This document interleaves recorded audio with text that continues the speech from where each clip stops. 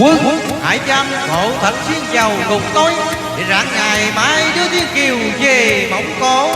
Không, em không về, em không về Mông Cổ.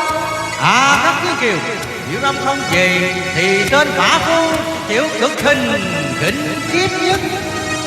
Cổ Thạch Xuyên. Nếu tiểu tớ còn thương xót cuộc đời tên đâu lệ, thì xin tiểu tớ nên về lại với quê.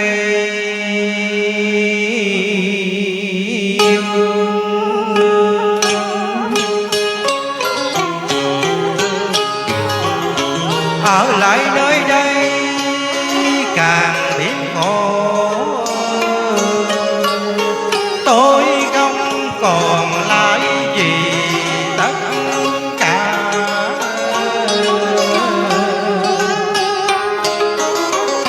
Thôi duyên bại rồi đành chịu bó tay thôi.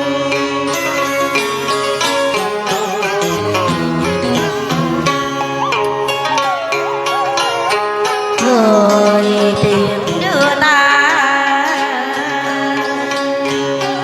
về lại quê hương, dời cát trắng bụi mờ,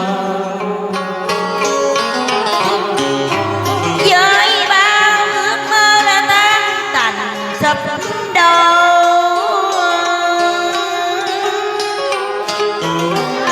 với kỷ niệm chưa thành sao rồi xóa tan đi.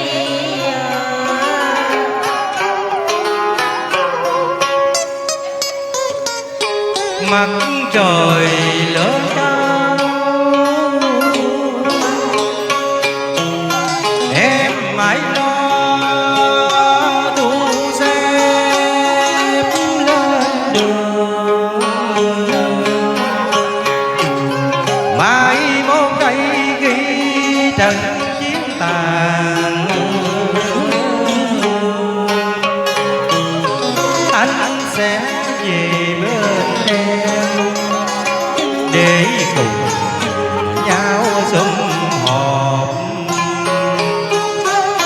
và sẽ mang quà về viếng tặng cho em. Đường quán sang còn xa xăm chiều trời, ngựa chồn chân đang nghĩ một bên ngoài.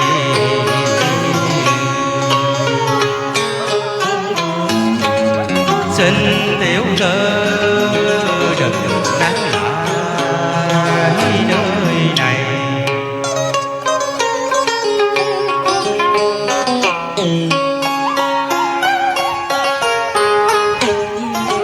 Ôi ngắm ngồi xa người, lại tiếng đưa ta còn thương nhau mấy là càng khổ bấy nhiêu. Họ phút xa đời lòng chợt thấy hoặc đau.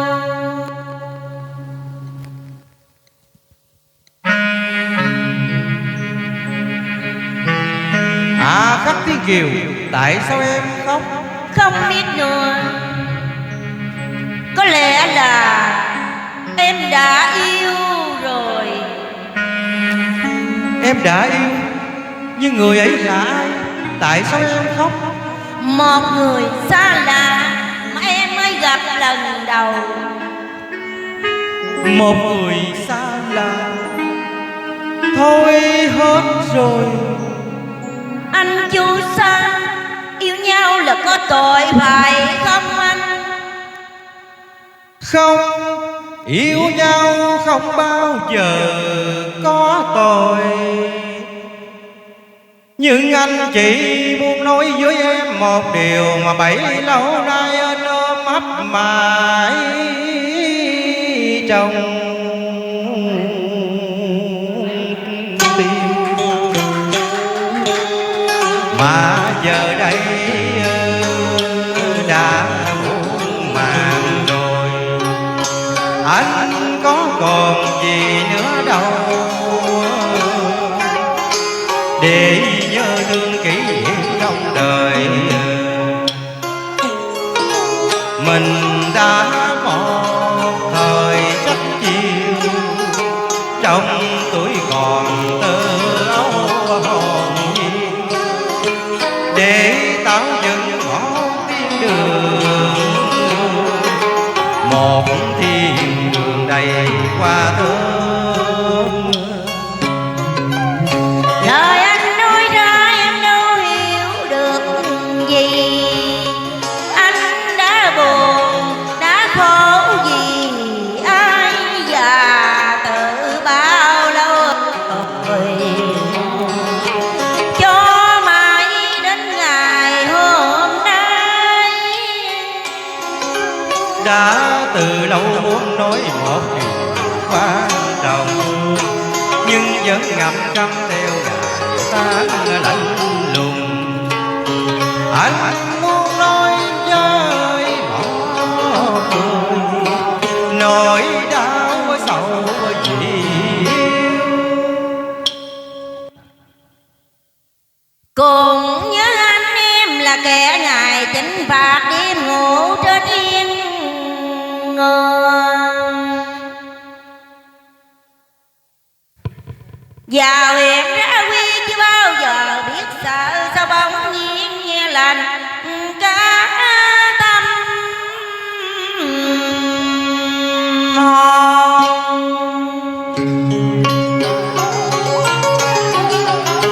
Nhìn áng mây trôi lòng cũng sắc xe buồn, lòng dùng nước chợt nghe mềm yêu khi một lần đối diện với tình yêu.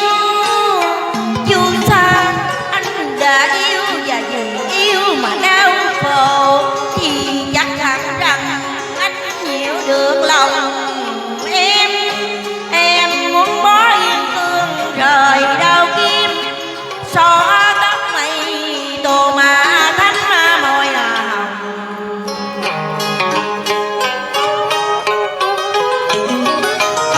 Khắc Thiên Kiều có phải về người ấy đã hẹn đề nguyện ước? Không, người ta giận hận hờ và xem em như kẻ lạ người xa.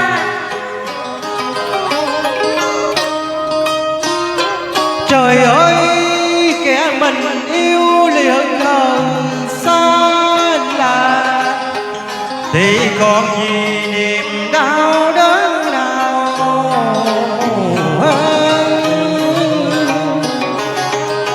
Gần gũi tất cả mà như dạng ly quan xa, tình căm đến nơi tình đành tiếc